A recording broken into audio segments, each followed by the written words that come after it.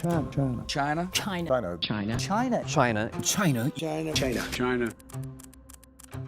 The US is potentially already engaged in a second Cold War, this time with China, over AI supremacy. If you want to understand how the world works today, stick until the end of this video to see one of the largest political showdowns during the Cold War between the Soviet Union and the US that is still very relevant in today's politics, and without it, you don't have the full picture. We're in the 1950s. Imagine you are fighting for social housing, equal rights, and a fair minimum wage, and your efforts are just beginning to gain traction. People are starting to believe that a better life is possible through strong social institutions and public welfare. But now imagine as one day you're going to a university lecture. Suddenly, police cars pull up right beside you. Officers in trench coats jump out shouting your name. They place you right there under arrest, not for theft, not for violence, but for something far more dangerous, they say. Your crime is being a communist. This is the story of many Americans and America in the 1950s. A story of FBI operatives, true communist saboteurs, high-ranking officials, and innocent bystanders.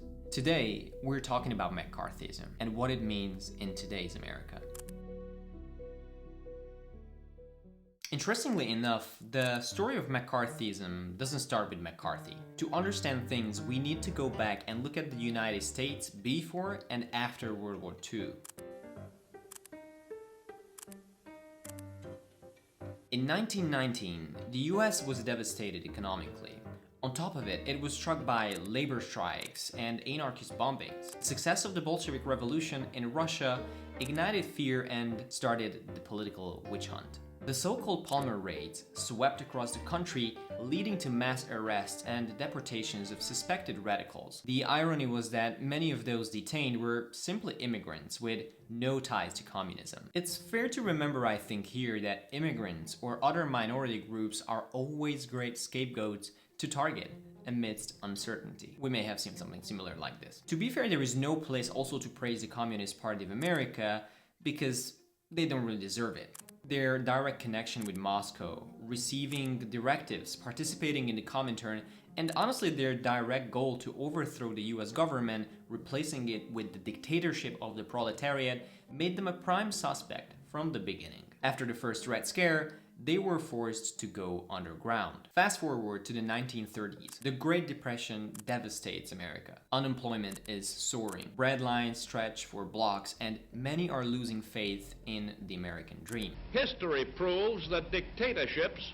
do not grow out of strong and successful governments, but out of weak and helpless ones.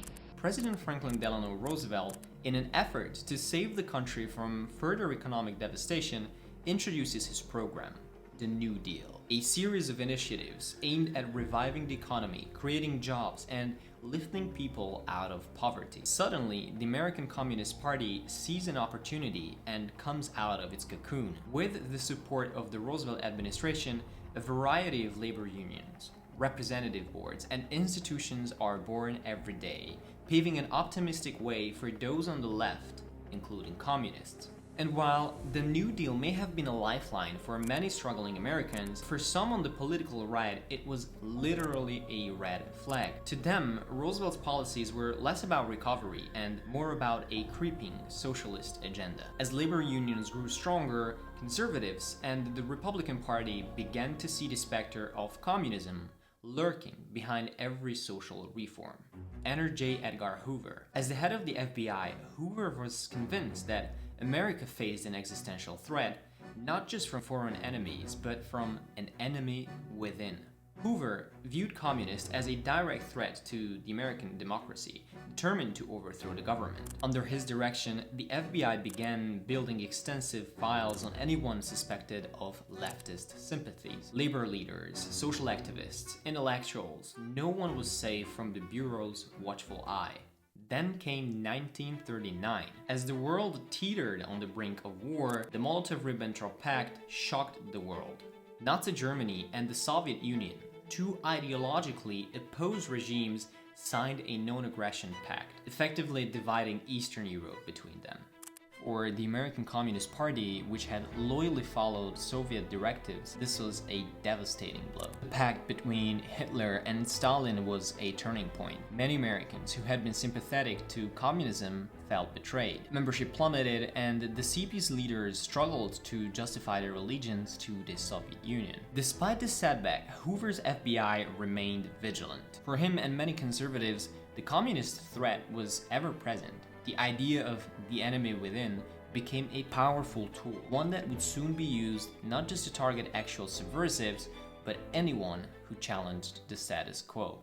There were a few more switches, because after the invasion of the Soviet Union by Nazi Germany, the military alliance between the two powers, the US and the Soviet Union, halted the anti-communist effort. As America emerged from World War II, the alliance quickly dissolved into suspicion and tension. And hence, the Cold War began. And suddenly, the enemy wasn't just across the ocean, it was potentially right next door. The fear of communism lurking within America's own borders wasn't entirely baseless. In the following years, several high-profile espionage cases shocked the nation.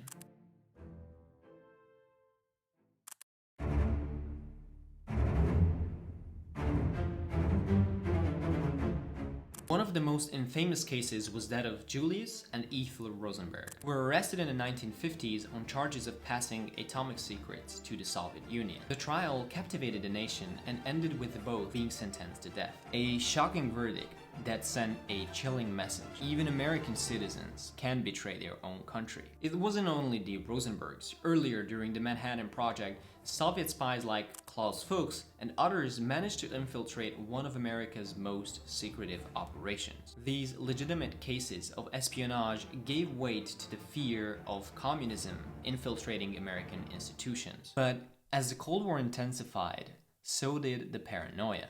Enter Senator Joseph McCarthy, a relatively unknown senator, politician from Wisconsin who would soon become a household name. McCarthy's rise was sudden and explosive. At a time when America was already on edge, he tapped into the growing fear that communists had infiltrated every aspect of American life. He had little evidence, but plenty of bravado. McCarthy declared that he had names, lists of communists supposedly operating within the government. Before he became a household name, McCarthy was an ambitious junior senator from Wisconsin with a thirst for the spotlight. He had served in the Marine Corps during World War II, where he likely embellished his record to appear more heroic. But honestly, back in Washington, he struggled to stand out until February 9, 1950, when he gave a speech in Wheeling, West Virginia, that would change everything. McCarthy's Wheeling speech was electric. He claimed to have a list of 205 communists working in the State Department, though the number varied in subsequent speeches. The fact that he offered no real evidence didn't seem to matter. What mattered was that he had hit a nerve. Post-war America was already on edge, with fears of communism infiltrating every level of society. At first, McCarthy's tactics were met with a mix of fascination and fear by the political establishment. Many Republicans wanting to replace the Democrats found him useful.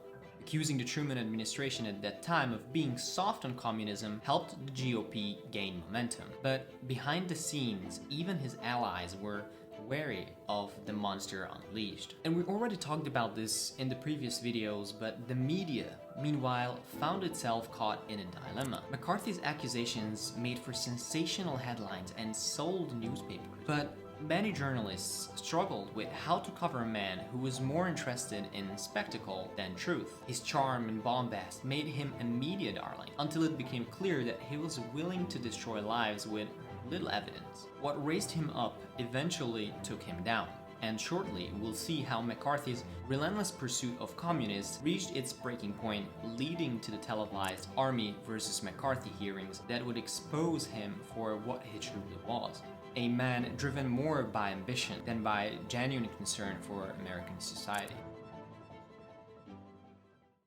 By 1953, McCarthy had reached the height of his power. He seemed untouchable. But behind the scenes, others were ready for a showdown. His downfall began with a decision that many of his closest advisors warned against, turning his accusations towards the United States Army. The Army-McCarthy hearings were a disaster for him.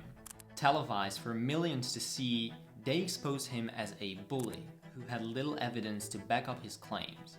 His relentless badgering and intimidation tactics, which had worked so well in closed-door hearings, now backfired in the harsh light of public scrutiny.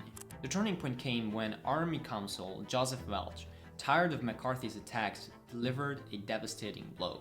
In a calm yet cutting tone, Welch famously asked, "Have you no sense of decency, sir? At long last, have you left no sense of decency?" The silence in the room was palpable. In that moment, the spell McCarthy had cast over the American public vanished. After this, the censure stripped McCarthy of his committee chairmanship and left him politically isolated. He became increasingly erratic, turning to alcohol to cope with his fall from grace. Once a man feared by nearly everyone in Washington, he was now largely ignored, a tragic figure wandering the halls of Congress. In the years following his censure, McCarthy's health deteriorated.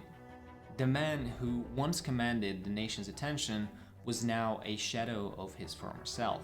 In 1957, at the age of just 48, Joseph McCarthy died of hepatitis, likely exacerbated by his heavy drinking. McCarthyism may have ended with the fall of its namesake, but the echoes of that era still resonate today. In times of fear, it's easy to let paranoia override our better judgment. The question remains, how do we prevent history from repeating itself? Just as McCarthy exploited fears of communism within the government, today's political figures use similar tactics to question their opponents' loyalty.